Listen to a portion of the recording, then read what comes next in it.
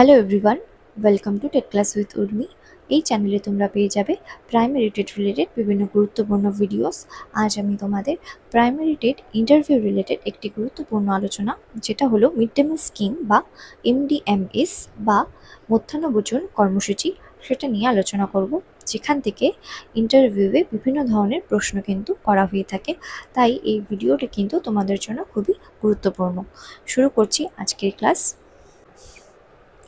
Mid day meal scheme কি? Mid day meal scheme হলো একটি কেন্দ্রীয় সরকারের প্রকল্প, যা সরকারি বা সরকারি সাহায্যপ্রাপ্ত স্কুল ও মাদ্রাসায় প্রথম থেকে অষ্টম শ্রেণীতে অধ্যয়নরত 6 থেকে 14 বছর বয়সী প্রতিটি শিক্ষার্থীদের বিনামূল্যে পুষ্টিকর খাবার সরবরাহ করে।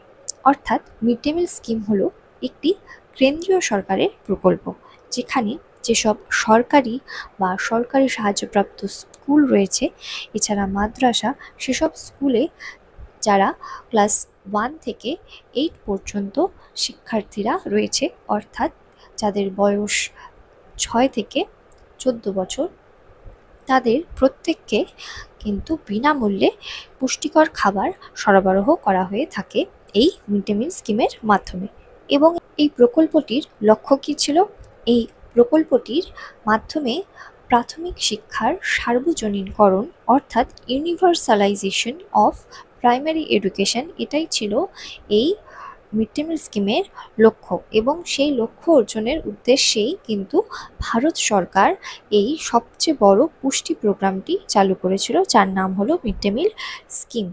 এবং এই মিড ডে মিল স্কিম সর্বপ্রথম 1925 সালে তামিলনাড়ু রাজ্যের মাদ্রাস পৌরসভায় সুবিধাবঞ্চিত যেসব শিশু রয়েছে, অর্থাৎ যাদের আমরা ডিসঅ্যাডভান্টেজড চিলড্রেন বলে থাকি, তাদের জন্য কিন্তু এই মিড ডে মিলের একটি কর্মসূচি প্রথমে চালু করা হয়েছিল। এবং এটি কিন্তু তখন সরকারি কোনো প্রকল্প আয়ত্তায় ছিল না।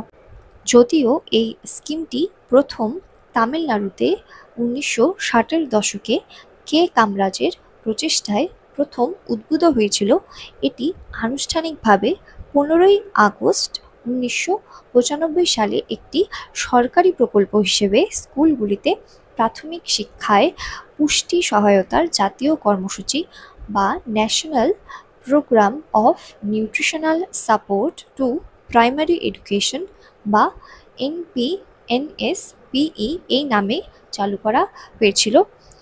PV নরসিমহা রাও গভর্নমেন্ট যখন ছিলেন, তার সময় এই স্কিম চালু করা হয়েছিল। ক্লাস 1 to 5 শিক্ষার্থীদের জন্য এই স্কিম তখন চালু করা হয়েছিল। তাহলে এই স্কিমটি প্রথম তামিলনাড়ুতে 1960-এর দশকে কে কামরাজ প্রথম চালু করেছিলেন, যদিও কিন্তু সেটা সরকারি প্রকল্প হিসেবে কবে প্রথম চালু হয়? 15ই আগস্ট 1995 সালে প্রথম এটি সরকারি একটি প্রকল্প হিসেবে চালু হয়েছিল। এবং তখনই মিড ডে মিল স্কিমের নাম কী ছিল? NPNSPE, অর্থাৎ national programme of nutritional support to primary education বা প্রাথমিক শিক্ষায় পুষ্টি সহায়তার জাতীয় কর্মসূচি, কিন্তু এই নাম তখন ছিল মিড ডে মিল স্কিমের। এবং সেটা PV নরসিমহা রাও যখন ছিলেন আমাদের গভর্নমেন্ট, ওনার সময় কিন্তু ক্লাস 1 to 5 পর্যন্ত শিক্ষার্থীদেরই কেবল এই স্কিমের আন্ডারে তখন খাবার পরিবেশন করা হতো। প্রকল্পটি শিক্ষা মন্ত্রণালয় বা মিনিস্ট্রি অফ এডুকেশন চালু করেছিল, যার নাম পূর্বে কী ছিল? মানব সম্পদ ও উন্নয়ন মন্ত্রণালয় বা human resource development ministry or HRD ministry নামেও পরিচিত ছিল। 2007 সালে এর নাম পরিবর্তন করে মিড ডে মিলের জাতীয় কর্মসূচি বা national programme of mid day meal in school or mid day meal scheme এই নাম দেওয়া হয়। এবং সেটা প্রথম থেকে অষ্টম শ্রেণী পর্যন্ত, অর্থাৎ 6 থেকে 14 বছরের শিক্ষার্থীদের মিড ডে মিল দেওয়া শুরু হয়। অর্থাৎ এই স্কিমের আগে যেটা নাম ছিল NPNSPE, এই নাম পরিবর্তন করে এর নাম দেওয়া হয় 2007 সালে মিড ডে মিল স্কিম। এবং সেটা প্রথমে দেওয়া হতো যেটা NPNS SPE এই স্কিম যখন নাম ছিল তখন সেটা দেওয়া হতো প্রথম থেকে পঞ্চম শ্রেণী পর্যন্ত। সেটা বাড়িয়ে কত পর্যন্ত করা হয়? প্রথম থেকে অষ্টম শ্রেণী পর্যন্ত, এবং সেটা 6 থেকে 14 বছর বয়সের শিক্ষার্থীদের কিন্তু দেওয়া শুরু হয় এই মিড ডে মিল স্কিম। 2021 সালে এই প্রকল্পটির পুনরায় নাম পরিবর্তন করা হয় এবং নাম দেওয়া হয় PM পোষণ প্রকল্প বা প্রধানমন্ত্রী পোষণ শক্তি নির্মাণ প্রকল্প। এবং এই মিড ডে মিল স্কিম, এই স্কিমটি জাতীয় খাদ্য নিরাপত্তা আইন 2013 বা ন্যাশনাল ফুড সিকিউরিটি অ্যাক্ট বা NFSA 2013 এই আইনের আওতায় আনা হয়। তাহলে 2021 সালে মিড ডে মিল স্কিমের নাম পরিবর্তন করে কি করা হয়? PM পোষণ প্রকল্প, এবং এই স্কিমটি ন্যাশনাল ফুড সিকিউরিটি যে অ্যাক্ট 2013 সেই আইনের আওতায় আনা হয়।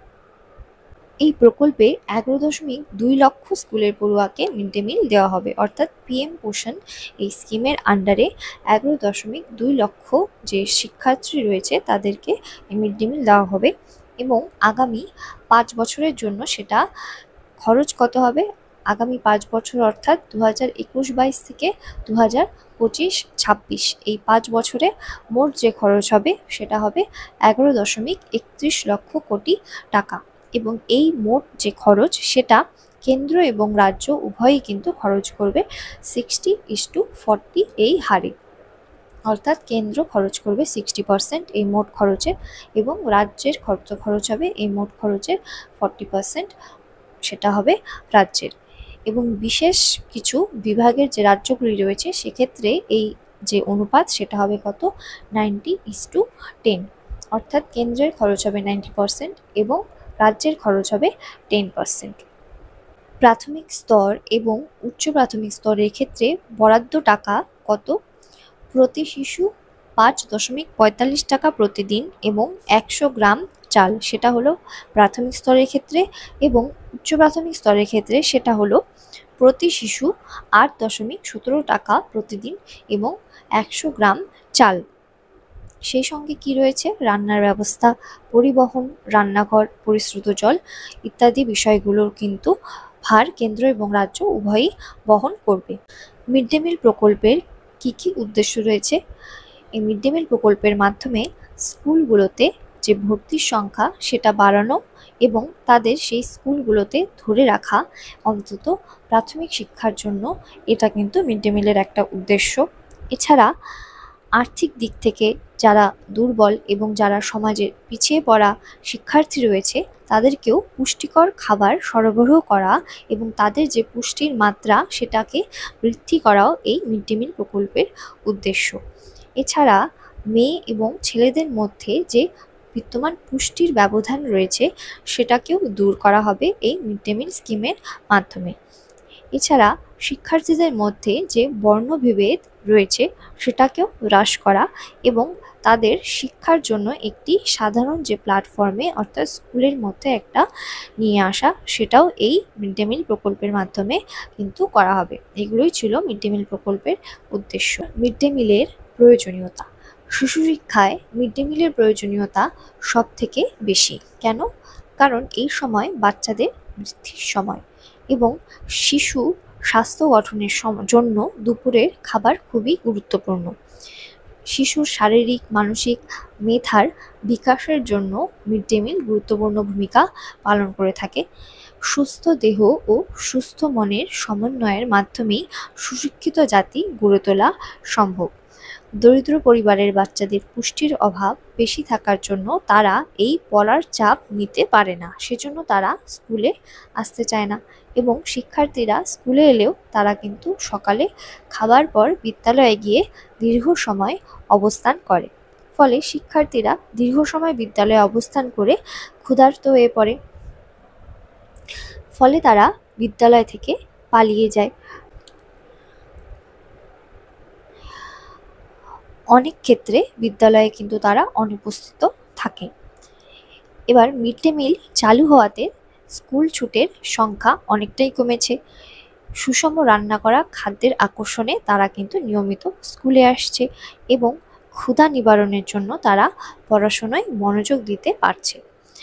এছাড়া স্কুলে একসঙ্গে খাদ্য গ্রহণের মধ্য দিয়ে তাদের যে সামাজিক শিক্ষাও সেটাও সম্ভব হচ্ছে এবং শৈশব থেকে ভিন্ন ধর্ম জাতের সহপাঠীদের সঙ্গে একত্রে পড়া, খেলা এবং খাওয়ার ফলে তাদের মধ্যে গড়ে উঠছে সুস্থ মানসিকতা। সামাজিক ভেদাভেদ তুচ্ছ করে প্রত্যেকে পরস্পরের প্রতি ভালোবাসায় আবদ্ধ হচ্ছে।